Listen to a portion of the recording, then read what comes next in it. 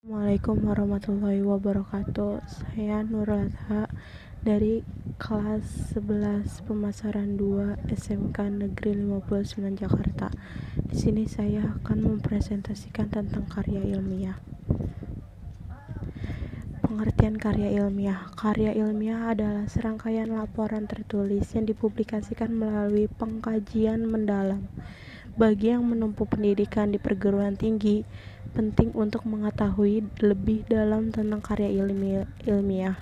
Menurut para ahli, Munawar Syamsuddin, tulisan ilmiah adalah naskah yang membahas suatu masalah tertentu atas dasar konsepsi keilmuan tertentu dengan memilih metode penyajian tertentu secara utuh, teratur, dan konsisten. Menurut Yamilah dan Samsurizal, ragam karya ilmiah terdiri dari beberapa jenis berdasarkan fungsinya. Menurut pengelompokan itu, dikenal ragam karya ilmiah seperti makalah, skripsi, tesis, dan disertasi. Ciri-ciri karya ilmiah. 1. Reproduksi. Karya ilmiah ditulis oleh peneliti atau penulis harus diterima dengan dimaknain oleh pembacanya sesuai makna yang ingin disampaikan. 2. Tidak ambigu. Seperti karya ilmiah harus memberikan pemahaman secara detail dan tidak dikemas dengan bahasa yang tidak membingungkan. 3. Harus objektif dan hindari kesan emotif. Ciri-ciri karya ilmiah selanjutnya ialah harus objektif dan tidak boleh emotif atau dibuat dengan dasar perasaan penulis. 4. Menggunakan bahasa yang baku dan memperhatikan cara penulisan yang tepat. Ciri-ciri karya ilmiah yang keempat mengharuskan sebuah karya ilmiah untuk ditulis menggunakan bahasa yang baku dan memperhatikan cara penulisan yang tepat. Tujuan penulisan karya ilmiah. 1. Sebuah wahana untuk melatih ide tersurat atau hasil penelitian dalam bentuk karya ilmiah yang sistematis dan metodologis. 2. Makalah ilmiah yang telah ditulis diharapkan menjadi wahana transformasi pengetahuan antara sekolah dan masyarakat.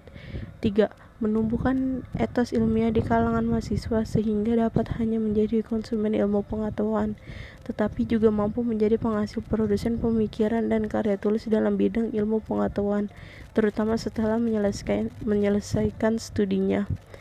4. Membuktikan pengetahuan dan potensi ilmiah yang dimiliki oleh siswa dalam menghadapi dan memecahkan masalah dalam bentuk karya ilmiah yang bersangkutan setelah mendapat pengetahuan.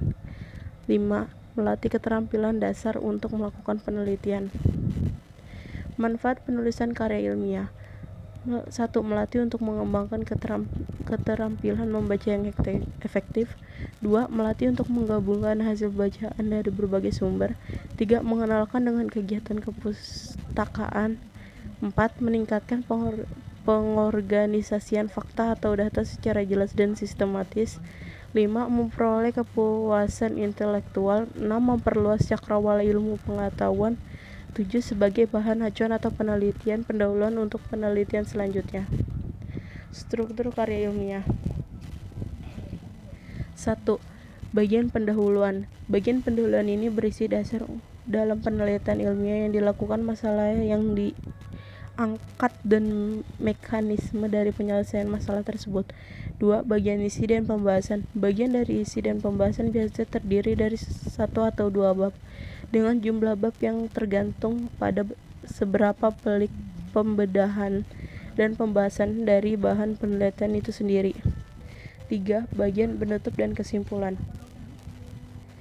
Bagian dari kesimpulan adalah hasil analisis penelitian dari bagian isi dan pembahasan dengan kesimpulan yang disampaikan di bagian yang berupa penjelasan singkat dan padat tentang hasil analisis. Biasanya bagian ini terdiri dari 1 bab saja dan ditambah dengan paparan saran. Terima kasih. Wassalamualaikum warahmatullahi wabarakatuh.